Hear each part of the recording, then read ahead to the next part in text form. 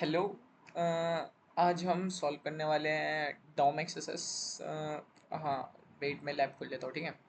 तो Dom exercise basically मैं आपको बताता हूँ क्या होता है। जो हमारा रिफ्लेक्टेड एक्सरसाइज होता है और डॉम एक्सरसाइज होता है ना, वो दोनों काफ़ी सिमिलर होते हैं, ठीक है।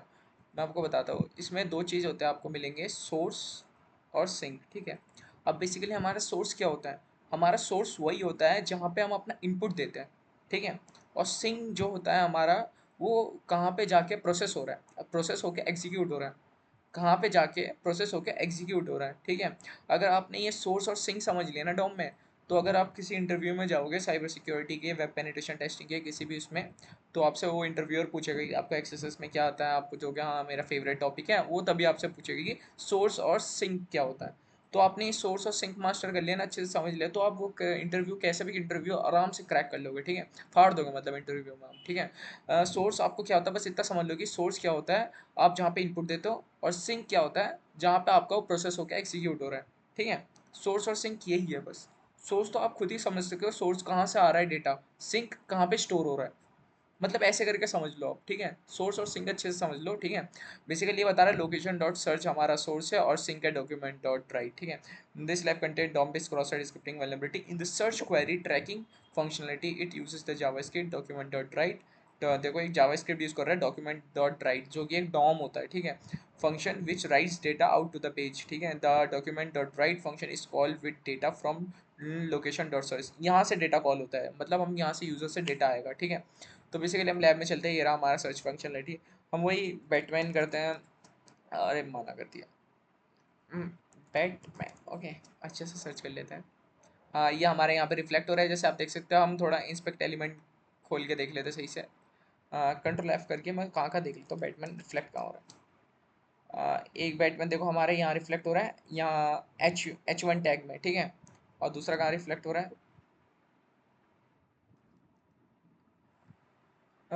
यहाँ रिफ्लेक्ट हो रहा है इमेज केस में, ठीक है। एक स्क्रिप्ट टैग है उसके अंदर। हाँ, ये देखो, बेसिकली ये डॉम का कोड है जो लिखा गया है, और इसके ज़रिए वहाँ पे मतलब हमारे इसमें लिखा जा रहा है। बेसिकली डॉम क्या होता है आप समझो, ठीक है। डॉम क्या होता है, हमारा जो डॉक्यूमेंट ऑब्जेक्ट मॉडल कहते हैं इसको। देखो हमारा जो रिफ्लेक्टेड क्रॉस साइट स्क्रिप्टिंग होता है ना, वो हमने इनपुट डाला, वो गया बैकएंड में पीछे सर्वर में। सर्वर से रिस्पॉन्स आता है, वो सर्वर सर्वर रिस्पॉन्स लेके आता है वो कोड को लेके। पर डॉम में ऐसा नहीं होता। तो बेसिकली ऐसी चीज़ें ना, नॉर्मल चीज़ें हैं, जैसे हमने सर्च करा कुछ भी ब्राउजर में रिफ्लेक्ट करवा, तो ये ना जावास्क्रिप्ट ही कर सकता है, बैकएंड की इतना काम नहीं है, बैकएंड में जाने की ज़रूरत ही नहीं है इसको, ठीक है। ये बेसिकली सिर्फ जावास्क्रिप्ट ही कर सकता है। तो यहाँ पे हम छोटा सा जावास्क्रिप्ट का कोड लिख देंगे, वो भी कर सकता है, कोई सर्वर तक जाने की बात नहीं है, ठीक है। अगर कुछ चीज़ हमने इनपुट डाला, वो सर्वर में गया, अगर वो सर्वर से आता है, फिर जाके हमारा पेलोड वो हो रहा है, जो स्क्रिप्ट है जावास्क्रिप्ट का, वो एग्जीक्यूट हो रहा है, तो वो रिफ्लेक्टेड है, ठीक है। अगर हमारा जो इनपुट है वो बैकएंड में नहीं जा रहा, ब्राउजर में क्लाइंट में जावास्क्रिप्ट के पास जा रहा है, हमारे क्लाइंट साइड में जावास्क्रिप्ट के जा रहा है, वो जावास्क्रिप्ट राइट कर रहा है, तो वो डॉम है, ठीक है। हम बेसिकली इस कोड को थोड़ा सा समझने की कोशिश करते हैं। ये कोड है, ठीक है।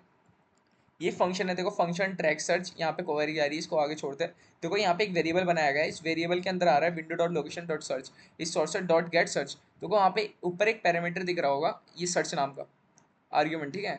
देखो सर्च नाम के अंदर अपना बैटमैन गया है, तो यहाँ से ये बेसिकली क्या कर रहा है, देखो ये सर्च नाम के अंदर जो भी वैल्यू है ये उठा रहा है, क्वेरी के अंदर डाल रहा है। इफ क्वेरी, अगर क्वेरी है ट्रू हुआ, तो ट्रैक सर्च इसके अंदर डालना है।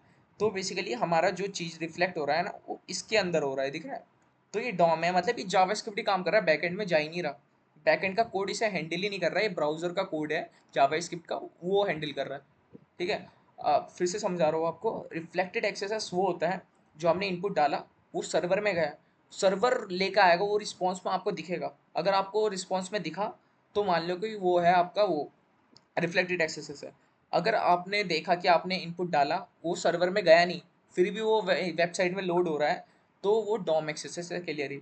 वैसे आजकल आपको ये मिलना समझना, मतलब आप पता करना मुश्किल हो जाता है, क्योंकि आप कैसे भी रिक्वेस्ट जा रहे हो, 2-3 रिक्वेस्ट आपके एपीआई में जाते हैं, या एपीआई का ज़माना है, सब कुछ एपीआई में आता है। अब नॉर्मली भी डॉम में भी चीज़ें हो रही होंगी ना, तो एपीआई को भी 1-2 रिक्वेस्ट जाता है। फिर भी ये एक छोटा सा वो है चीज़, जिससे आप पता लगा सकते हो कि डॉम क्या होता है, रिफ्लेक्टेड क्या होता है। अगर वो सर्वर में आ रहा है, सर्वर से आपको रिस्पॉन्स में शो कर रहा है कि हाँ वही पेलोड आ रहा है, तो वो रिफ्लेक्टेड है। अगर सर्वर में नहीं जा रहा और वो, तो हमारा रिक्वेस्ट आ रहा है जो पेलोड का है, तो डॉम ही हैंडल कर रहा है उसे, ठीक है।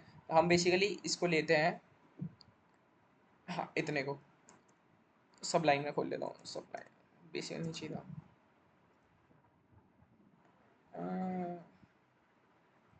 इसको हटाते हैं, तो हम इसके अंदर करते हैं, इसको पेस्ट कर देते हैं, ठीक है। दिख रहा होगा आप लोगों को, ठीक है। तो ये बेसिकली ये इमेज टैग है, आपको एचटीएमएल थोड़ी बहुत आना चाहिए, अगर आता हो तो आप समझ जाओगे। इमेज टैग है, ये सोर्स है जहाँ से इमेज उठाएगा, ठीक है। ये सोर्स के बाद हमारी क्वेरी देखो यहाँ पे जा रहा है हमारा जो इनपुट है, तो इसको मैं एक बार हटाता हूँ। ये हटा है, ये भी जावास्क्रिप्ट के लिए ज़्यादा काम का नहीं है, इसको भी हटाया। इस पेलोड के लिए, तो जैसे आपने पिछले वीडियोस में देखा था, हमारा जो पेलोड जाता था वो जाता था ऐसे, पी टैग के अंदर, फिर स्क्रिप्ट टैग इसके अंदर जाता था, इसके अंदर, है ना। वो इसके अंदर नहीं हो सकता, ठीक है। वो ये चीज़ इसके अंदर नहीं हो सकता। क्यों नहीं हो सकता आपको बताता हूँ। ऐसे जाता था, ठीक है, ये पी टैग के बाद अंदर आया था। देखो ये पी टैग है ना, यहाँ पे ये क्लोज हो जाता है, आप इसके अंदर कुछ भी आर्ग्यूमेंट वगैरह दे सकते हो, लाइक ये इसी इमेज टैग है, इमेज टैग का तो कोई क्लोज नहीं हुआ, इसी के अंदर आर्ग्यूमेंट जा रहा है। मतलब हम यहाँ पे ये डायरेक्ट ये देंगे ना, ये वर्क नहीं करेगा, चलेगा नहीं, क्योंकि ये ऑलरेडी एक इमेज टैग के अंदर है, समझ रहे हो। तो पहले हमें इसको क्लोज करना पड़ेगा, मैं इसको थोड़ा स्पेस देता हूँ। हम इनपुट में क्या देंगे, ये और ये, दिख रहा है आप लोगों को, मतलब ये ना, ये एक तरीके से क्लोज हो गया, ये एक टैग बन गया पूरा। देखो पूरा ये एक ऐसा टैग बन गया, हमने इसको क्लोज कर दिया ना। अब इसके बाद हम इसमें लिखते हैं अपना वही वाला कोड,